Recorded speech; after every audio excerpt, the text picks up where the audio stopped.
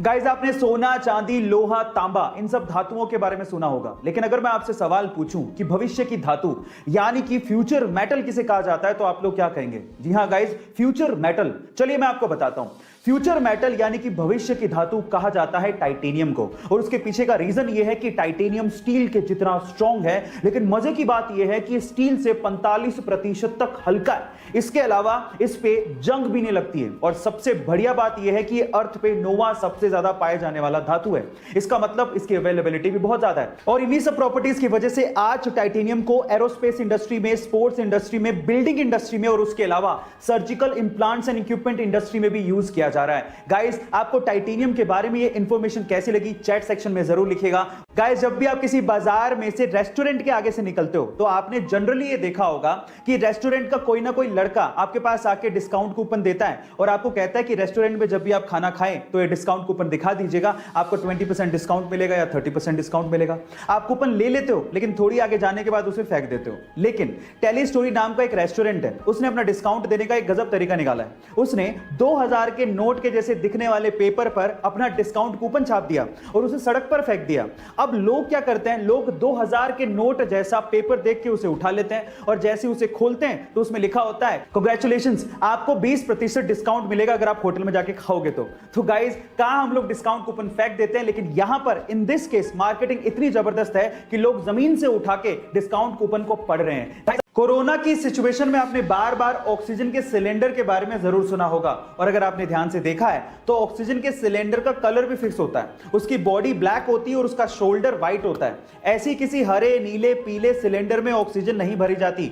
इसका मतलब यह है कि गैस के हिसाब से सिलेंडर का कलर फिक्स होता है। जैसे कि अगर शोल्डर व्हाइट है तो ऑक्सीजन, अगर शोल्डर ब्राउन है तो हीलियम, अगर शोल्डर ब्लैक है तो नाइट्रोजन, अगर शोल्डर ब्लू है तो लाफिंग गैस, अगर शोल्डर ग्रे है तो CO2 गैस, और अगर शोल्डर रेड है तो इसका मतलब उसमें कोई फ्लेमेबल गैस भरी है। गाइस, ये इंफॉर्मेशन आपको कैसे लगी चैट सेक्शन में जरूर लिखिएगा। गाइस, अगर कहीं आग लग जाए और वहां पे स्मोक अलार्म अगर ऑलरेडी लगे हुए हैं तो थोड़े से धुएं में ही वो बजने लगते हैं, जिससे आग को बेकाबू होने से पहले पहले काफी लोग वहां से निकल सकते हैं। लेकिन अलार्म बजेंगे तो बहरे लोगों को कैसे सुनाई देंगे? डेफ पीपल, उनको कैसे पता लगेगा?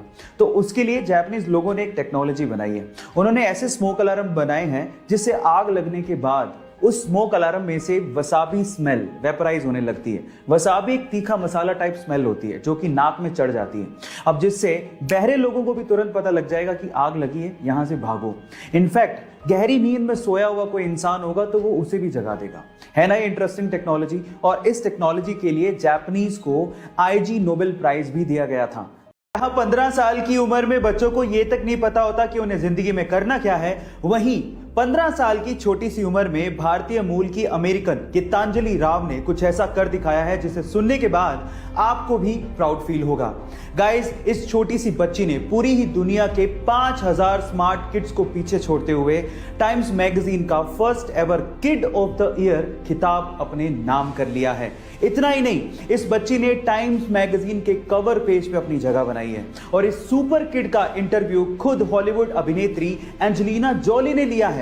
गाइस, इतनी छोटी सी उम्र में ये बच्ची एक साइंटिस्ट और एक इन्वेंटर है, और इसने हाल ही में एक ऐप डेवलप किया है जो आपको साइबर बुलिंग से बचाता है। सो गाइस, इस सुपर किड के लिए एक हार्ट तो बनता है। आप में से बहुत सारे लोग हेल्थ कॉन्शियस होंगे और उसके लिए वो सुबह शाम जॉगिंग भी करते होंगे, लेकिन पूरी दुनिया में एक देश ऐसा है जहां पर जॉगिंग करना गैर कानूनी है।